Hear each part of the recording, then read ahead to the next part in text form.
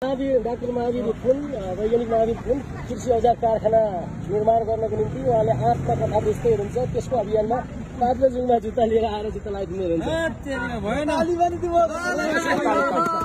अहिले मानेको छैन, अहिले लगाइदिनु घडी चाहिन्न। घडी यो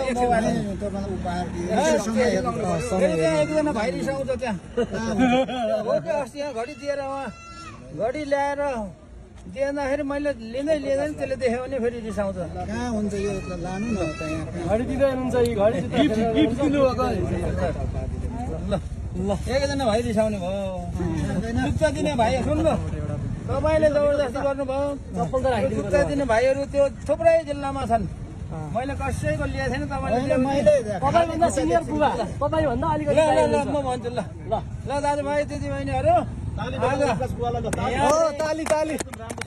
ताप्लेजुङको फौलिन बजारमा तपाईँको नाम के? ओम प्रकाश राई। ओम प्रकाश राई कति वर्ष हुनुभयो?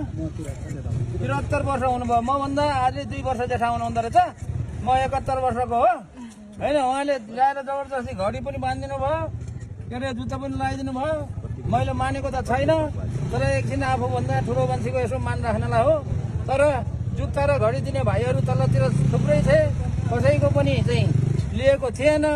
अब भाइहरू नरिसाउनु होला, तलतिर जुत्ता मैले दिएको जुत्ता लाएन, मैले दिएको घडी लाएन भनेर अब नरिसाउनु होला। उहाँको चाहिँ मैले सम्मान गरेर एकछिन चाहिँ सम्मान चाहिँ राखिदिएको हो। ल धन्यवाद।